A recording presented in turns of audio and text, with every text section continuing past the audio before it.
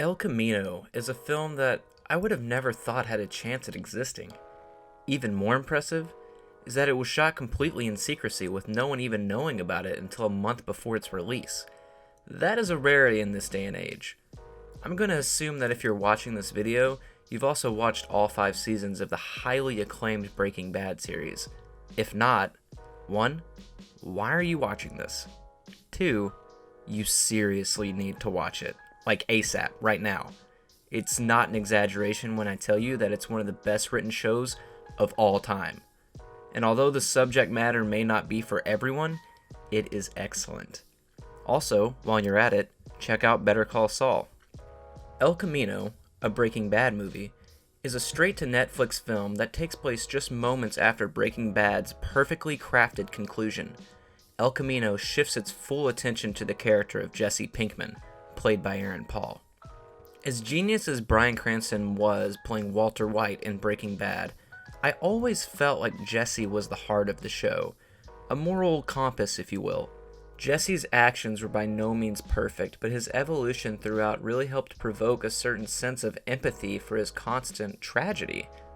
There was always a certain weight behind Jesse that helped the audience get behind him as a character. So after having a definitive ending to everyone in Breaking Bad but him, it felt proper to give this fan favorite that after so many years of waiting. Let's just get it out there. If you liked Breaking Bad, there's no reason not to enjoy this flick. Like I previously stated, it's all about giving Jesse a definitive and fitting ending to his journey after the open-ended conclusion to his story in Breaking Bad. Performance-wise, Aaron Paul as Jesse is as good as ever. It's almost like he never left the role, and considering it was previously award-winning, there's really not much better of a compliment than that. If I had to give any advice, it would be to go in refreshed on the events of Breaking Bad. El Camino assumes that the audience is up to speed, so be prepared. Let's not forget that this show has been off the air for 6 years, and there was quite a lot that went down, especially regarding the circumstances Jesse and others find themselves in at the start of El Camino. There's just a lot to unpack here. The story itself plays out like any other episode of Breaking Bad, which is not a bad thing. El Camino is a slow burn that puts its characters and dialogue over everything else. It is more of an epilogue to Season 5, while also filling in gaps of the story that were not fully explored during Breaking Bad's conclusive season. The film does a good job of copying over the same cinematic style and color palette too.